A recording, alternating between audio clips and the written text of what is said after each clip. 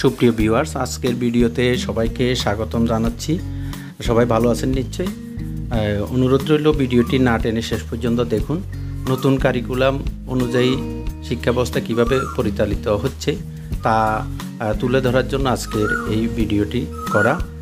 জাতীয় শিক্ষাক্রম রূপরেখা 2021 অনুযায়ী ইতিহাস ও সামাজিক বিজ্ঞান বিষয়ের শ্রেণী কার্যক্রমের বাহিরের একটি পাঠ এতে শিক্ষার্থীদের ইটভাটা পরিদর্শনের অর্জিত জ্ঞান মূল্যায়ন করা হবে।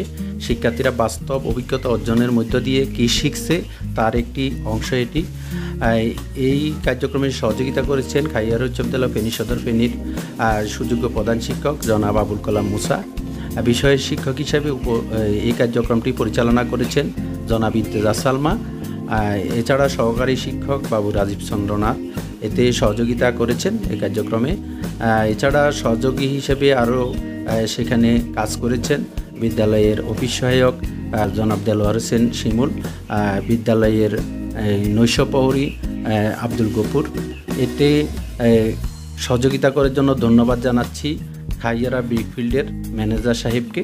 এত সুন্দর একটি পরিবেশে শিক্ষার্থীদের কিছু শেখার সুযোগ করে দেওয়ার জন্য শিক্ষার্থীরা অত্যন্ত উৎসুক পরিবেশে এবং কৌতূহল এর সাথে এই শিক্ষণফল তাদের যতটুকু জানার তারা অর্জন করতেছে, তারা নিজেরা তাদের জানার বিষয়টুকু নোট করে নিচ্ছে।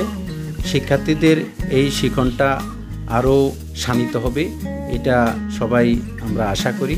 এর মধ্য দিয়ে শিক্ষার্থীদের ব্যবহারিক জ্ঞানটা অধিকতর স্থায়ী হবে এবং বাস্তব জীবনে সেটি আরও বেশি কাজে লাগবে। একজন শ্রমিক কীভাবে হাড়ভাঙ্গা পরিশ্রমের মধ্য দিয়ে এই কাজটি করে তারা অত্যন্ত সুন্দর এবং স্বচক্ষে সেটা প্রত্যক্ষ করে। একটি ইট কাঁচামাল থেকে শুরু করে প্রসেসিং পর্যন্ত যেই বিষয়গুলোর মধ্য দিয়ে আমাদের কাজে লাগে সেটি এই ভিডিওর মাধ্যমে আমরা বুঝতে পারছি। শিক্ষার্থীরা স্বচক্ষে সেটি দেখে একটি ইট কত সুন্দরভাবে এই শ্রমিকেরা তৈরি করার জন্য আপ্রাণ চেষ্টা চালায় তা নিজের চোখে না দেখে বিশ্বাস করা যায় না। দৈনিক 3 থেকে 400 টাকা তারা এর মাধ্যমে আয় করে থাকে। এছাড়া মৌসুমব্যাপী তারা কাজ করে থাকে। এই ভিডিওটি ধৈর্য সহকারে সবাইকে দেখার জন্য ধন্যবাদ জানাচ্ছি।